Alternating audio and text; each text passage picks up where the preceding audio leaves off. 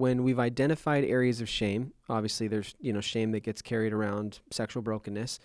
What does it practically look like to address our shame? Like, how do we attack it? How do we break it down? What are practical ways people can Well, do for that? me, it's showing up around people that I can be real with. And so, your addiction maybe has a certain level of shame, but I've found shame even around just parenting.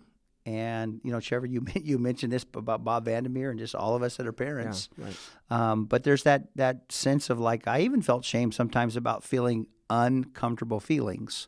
Like when I just feel negative emotions, or I don't want to say negative, but emotions that cause discomfort. Yeah, right. And I don't want to feel those. Yeah. Even about this anniversary last year of my dad's death. The 28th of November was a year, and I was having a rough day, and I felt all kinds of grief, more than I even did the day he died. And I went to the Hillsborough airport because I was working out of Portland those times, and sat at the airport and watched his funeral and cried, and I just felt awful. And I thought to myself, old Rodney would have stayed in, I can't let anybody know I'm feeling this. And so I'm just looking for dopamine. And so I would have looked and said, okay, where's the nearest dopamine, right? Right. And I didn't do that. I allowed myself to grieve. I called a couple of my buddies and said, hey, this is what I feel today, and I really feel it. And I don't want to, but I know it's good for me to let this out.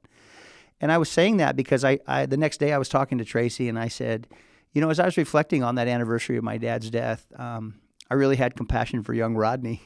He just didn't know any better. Whenever he had anything that made him feel insecure, sad, any kind of shame, man, he just ran to the nearest dopamine outlet and just tried to feel better instantly. Right. And so grateful that, wow, we can still learn and grow, and I can even show up. And so even today I called a friend, Martin, from Canada, and we processed parenting together.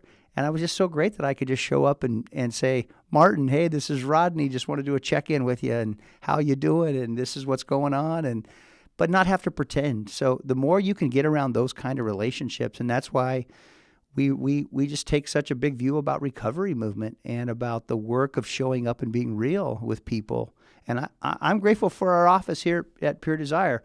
Back in 2023, I got to work there at the end of the year, and I really enjoyed that. Of course, Nick was on sabbatical for a while, but I love this environment, and I found it to be really great because it's a place where we can just be real and honest. I don't know if you know this, Nick, but he camped in your office the whole time. I gave him permission. Okay, I did, yeah, I did. Yeah, said, exactly. please. I just dreamed, what would it be like to be Nick Stumble on that? No, not this is Nick's mine. boots, not mine. This is not my seat. It's just the space I happen to Yeah, occupy it was once great. in a while. But that's what I'm saying, Nick, just being around people where Yeah. you can do that. And I think when you get that and you feel that it's okay to be real, man, it doubles down and reinforces that. Yeah, I mean, for us, we can't underscore enough how important the group environment is, and particularly one that's structured like a Pure Desire group, where the expectation is that we're here to be real and go all the way to the core, and not just kind of play around the edges. Authenticity to the when depth. you show up in a group where that's not only invited but even to a degree expected. I mean, it's like the classic AA group. It's like, well, if you walked in the room, it's because you got a story to tell, and we're not here to just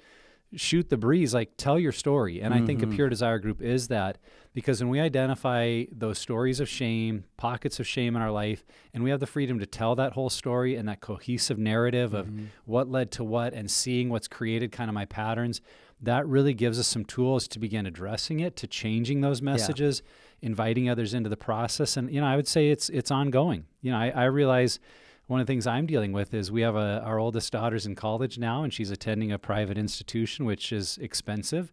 And I can have shame messages of, if I was only good enough as an entrepreneur, a businessman, investing my money, spending money, like I should be able to pay for her college, because she's really stressed about loans and finances and all that. And rather than just being kind of present with her, I find I can get really, really anxious. And I'm just now identifying in these months, like, oh, it's because I hear a little shame message that does connect with some of my family's origin of being, my dad pastoring a church of 20 people and having to work on the side. And I mean, them just scrambling to make ends meet. And some of those feelings of like, man, to be a real successful person is to provide for all my family's needs. Right. And now that I feel like I can't, because college is dang expensive, it's like, oh, is there something wrong with me? And just, in those moments, like, oh, we can learn a ton about shame and yet still have things that trigger it. And so I think just staying aware of that and being able to process it with people and coming back to, that's not who I am, that's not my identity, but there's a reason I'm feeling this. Now let's process it and work through it,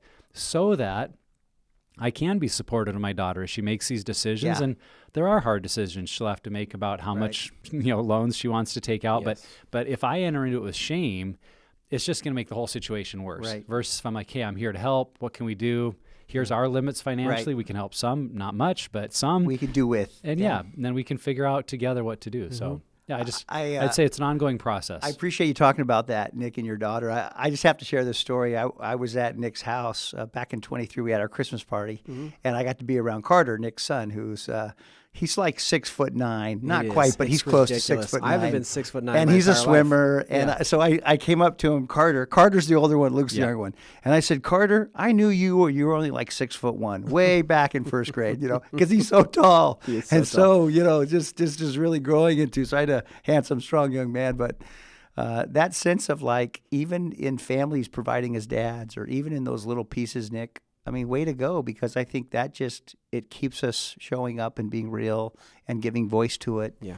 and continuing to just grow. I mean, we may have voices that we fight all through life. I don't know that it ever ends, but we can build a resilient muscle that's strong. Yeah. When we hear it, we can identify it. Yeah. Isn't that recovery? I mean, it's not like you're one and done. It's like, oh, I hear it. I know where I'm at. I get out. I don't stay in it. It doesn't affect me long. I think the only thing I'd add is just that shame seems to grow best in the dark, and the way to address it and to break free from it is to bring it into the light. Yes. Is in relationship, being honest. I Right. feel like is just one of the, and again, really scary, super Yeah. scary, especially if it's a massive struggle you have, or it's going to hurt people when they find out. But honesty, bring it into the light.